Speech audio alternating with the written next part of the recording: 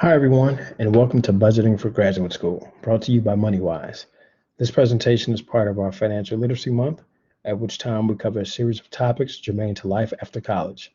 Since you're considering graduate school, you've likely started researching and comparing different graduate programs and have a sense of where you'd like to attend school. At this point, some of you may already be aware of where you're going to attend graduate school and are in the process of wondering just how will I budget for school? In any case, no worries. This presentation is designed to provide you with a baseline understanding of how to budget during graduate school. I'd like to open the session with a reading of the land acknowledgement for UW-Madison. It's important to ground our work and acknowledge the past and the land in which we learn and work and grow every day. The University of Wisconsin-Madison occupies ancestral Ho-Chunk land, a place their nation has called Tehope since time immemorial. In an 1832 treaty, the Ho-Chunk were forced to cede this territory. Decades of ethnic cleansing followed when both the federal and state government repeatedly, but unsuccessfully, sought to forcibly remove the Ho-Chunk from Wisconsin. This history of colonization informs our shared future of collaboration and innovation. Today, UW-Madison respects the inherent sovereignty of the Ho-Chunk Nation, along with the 11 other First Nations of Wisconsin. The information presented is for educational purposes only and does not constitute as legal advice for tax, investment, or credit counseling. If you need legal advice on any of the topics covered in this presentation, please consult with a professional within those areas. What are some of the things that first come to mind when thinking about graduate school? Is it fun, independence, advanced research, lots of work? All of these things ring true for graduate school studies and are applicable across disciplines as well as location. We hope that by the end of this presentation, you have a greater sense of how to manage your personal finances while advancing your academic agenda. Before we jump into more granular topics associated with budgeting for graduate school, there are a few higher level items to consider. The geographical location of the school or schools that you're thinking about attending is crucial when planning a graduate school budget. Living expenses can vary drastically depending on your location. If you're considering attending graduate school in the United States, have you researched the cost of living for that state or city? Likewise, have you considered the cost of living if your plan is to attend graduate school at an institution outside of the United States? In either case, how do these costs contrast to your current financial arrangement? The cost of living is the amount of money needed to cover basic expenses such as housing, food, taxes, and healthcare, according to Investopedia. The idea is to understand how expensive or inexpensive it will be for you to live in one place versus another. Having an understanding of the cost of living might mean the difference between owning a vehicle, renting an apartment, or buying a home, or living with roommates.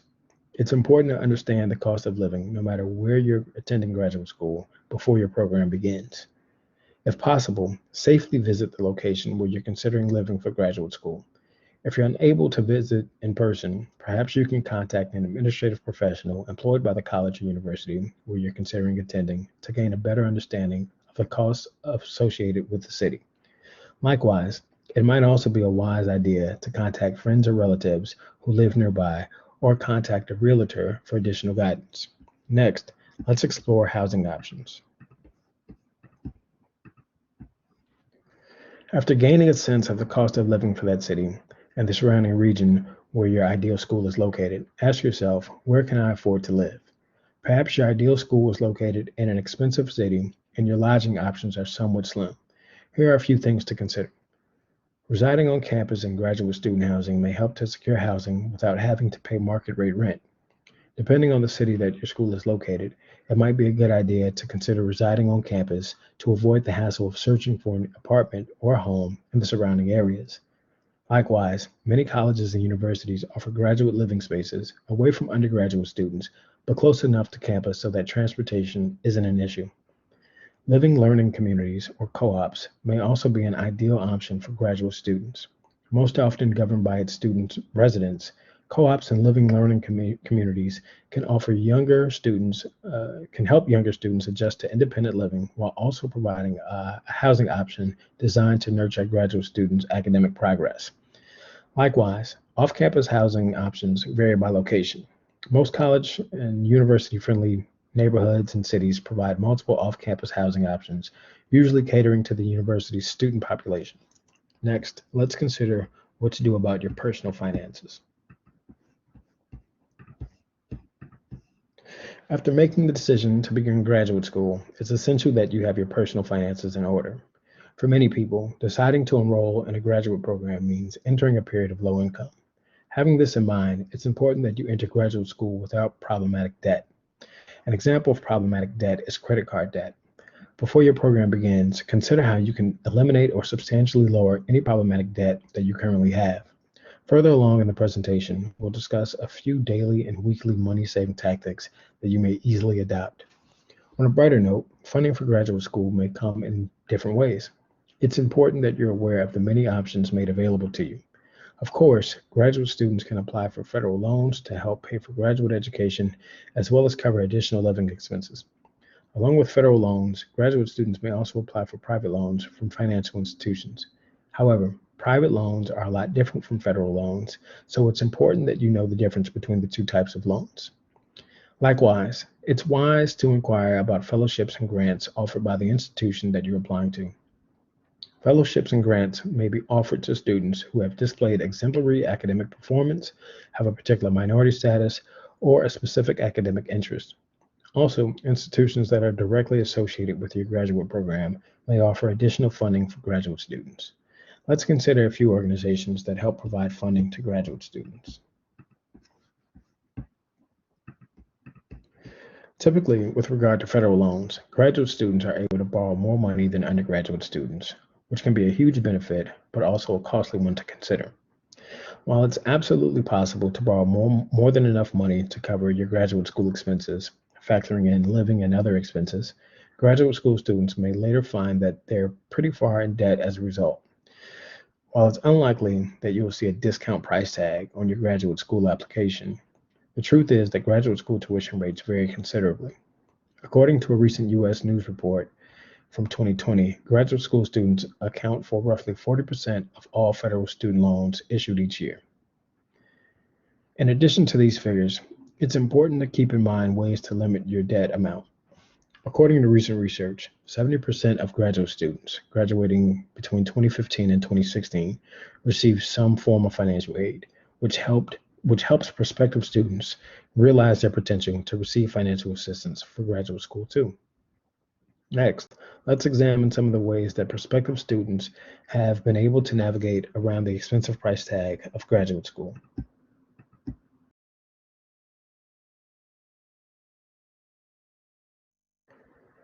Did you know that roughly 40% of U.S. graduate students received grants between 2015 and the 2016 academic year? Did you also know that the graduate school search engine lists over 950,000 scholarships worth about $1 billion every year? Did you know that there were even specific search engines designed to help graduate students find funding for graduate school? Fellowships are an excellent source of income for incoming or current graduate students and are usually made available to graduate students every academic year. Most often, students are given the opportunity to compete on a national level to earn a fellowship. Some fellowships may be mission-based, designed to support students entering a specific area of study, while others may be awarded by intended degree type. We encourage you to visit the search engines listed above to learn more about this type of funding and gain a better understanding about how it may add value to your graduate school experience.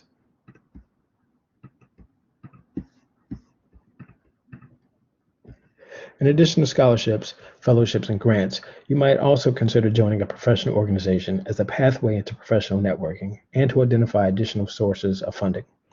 Professional organizations like the Dental Trade Alliance Foundation awards monetary donations to select members and can be a source of support for students entering graduate school.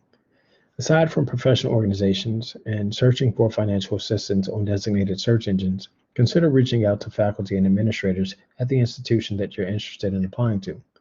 Gaining an understanding before you apply of your chances to be accepted into the program and learning about traditional, less advertised funding opportunities is a great way to learn more about the different funding initiatives at your selected institution.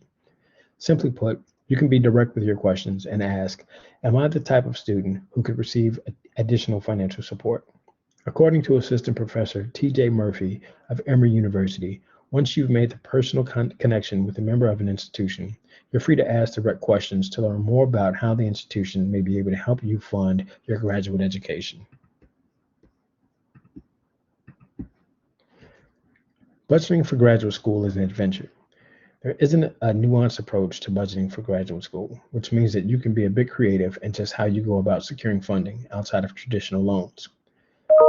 Now that we've considered a few higher level items such as understanding the cost of living, housing, and funding options, let's take some time to consider just how you can go about budgeting while you're pursuing your graduate degree. Despite there not being a one part fits all approach, there are a few additional strategies you can employ once in graduate school that will allow you to save and spend money more wisely.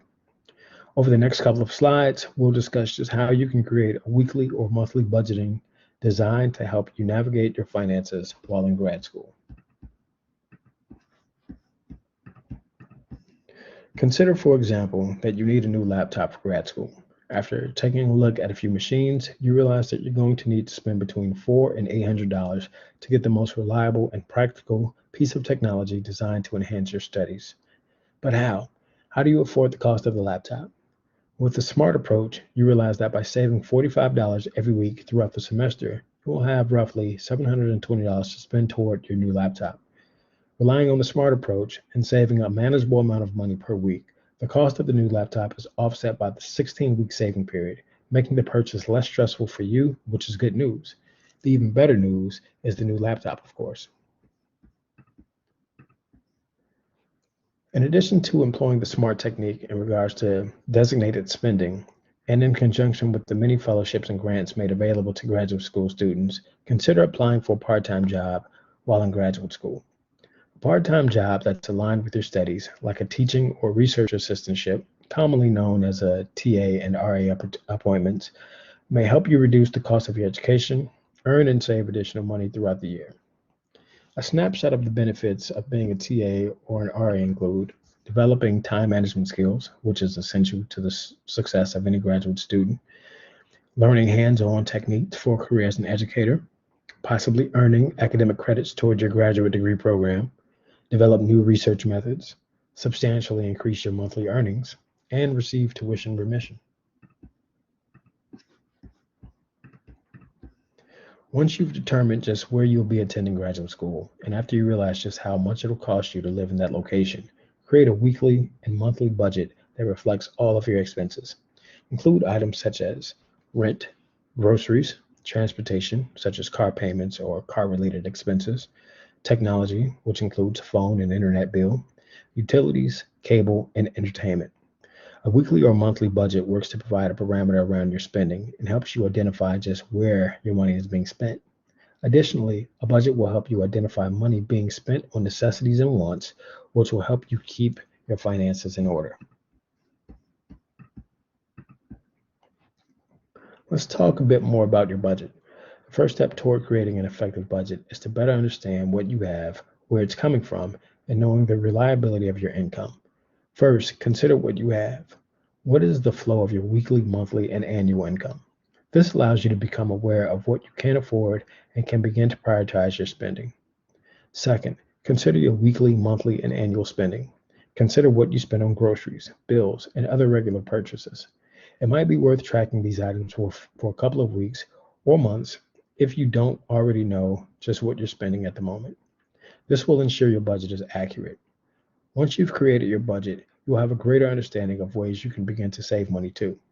After realizing the expense of all of your needs and the additional money that you spend on wants, you'll be able to prioritize your expenses. Consider how you can access both needs and wants at low or to no cost. Ask yourself, am I paying too much to get the things that I need? Are there any viable substitutes to these things? These can be tough questions to ask, but they are important. They are an important step towards saving money. Finally, when it comes to spending money, be sure to leave room in your budget for needs and wants. Sure, you won't be able to find substitutes for all of your needs and wants, so it's important that you're honest with yourself in order to set reasonable expectations as you begin to budget. The most fun you will find in any budget is the spending. However, there's a way to splurge on a budget. First, Find free fun as often as possible. There will likely be events across campus and throughout the city and state where you'll be attending graduate school that'll be full of fun without a hefty price tag. Consider taking advantage of these events throughout the year, the budget friendly fun. Secondly, coupons are not a thing of the past. You can find coupons after traditional in store purchases, check the back of your receipt, or online. Coupons are a great way to abide by your weekly budget and can allow you to save money while buying the things that you need and want.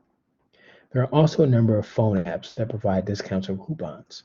Make sure you are aware of those opportunities.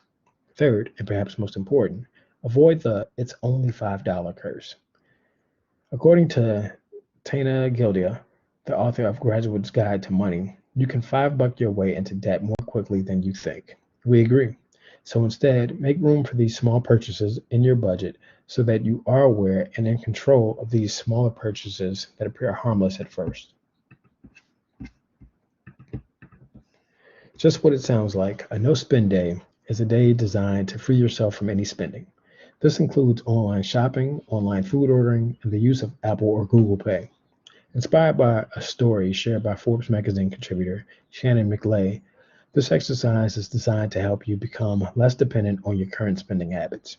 According to McLay, an adopter of this practice, who designated 4 no-spend days a week, saved $2,500 in 3 months. How much money do you think you'd save by doing this? Additionally, try employing a cash-only day as part of your money management strategy. For example, try leaving home with only $20 in your wallet for the day. You're probably going to be a lot more cautious on how that $20 is spent. Also, you're probably going to learn a lot about yourself, discovering just where your money is most often spent. Lastly, take a look at where you spend money through technology. Perhaps you'll find that you spend a lot of money on Amazon, eBay, or Uber. Try living without these apps for 1 week and log the amount of times that you considered using these services. Then tally up the money you would have spent. These are exercises that we can all do without completely changing our lives. Are you up for the challenge? As we've talked about throughout this presentation is one of many in a series of workshops celebrating April, which is Financial Wellness Month. Today, we talked about budgeting for graduate school. In our next workshop, we'll explore job benefits and what you should know after joining the workforce.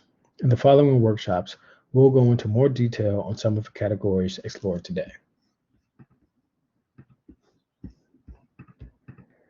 Thank you, and best of luck on your future endeavors in graduate school. Take care.